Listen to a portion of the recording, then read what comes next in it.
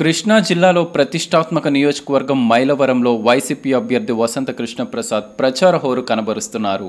నియోజకవర్గంలోని మండలాలు, గ్రామాల్లో రోడ్ షోలు, పాదయాత్రలు నిర్వహిస్తూ ప్రజల నుండి ఓట్లు అభ్యర్థిస్తున్నారు.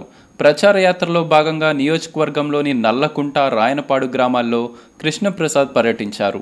తమ గ్రామాలకు వచ్చిన వైసీపీ అభ్యర్థికి మహిళలు హారతులతో స్వాగతం పలకగా స్థానిక వైసీపీ శ్రేణులు అడుగడుగునా బ్రహ్మరథం పట్టాయి. నియోజకవర్గానికి 2 సార్లు ఎమ్మెల్యే అయి మంత్రి కూడా అయిన ఉమా పేద ప్రజలకు చేసిందేమీ లేదని వసంత ఆగ్రహం వ్యక్తం చేశారు.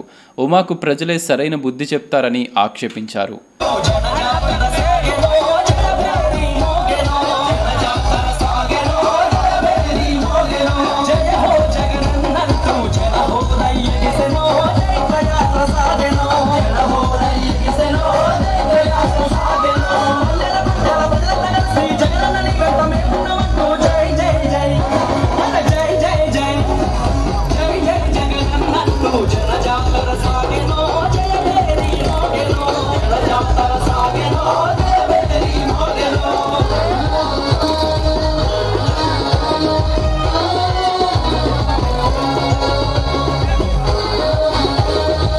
మరోవైపు తన భర్తకు నియోజకవర్గ ప్రజలు ఒక్క అవకాశం ఇవ్వాలని ఓటర్లను కోరుతున్నారు వసంత కృష్ణ సతీమణి శిరీష.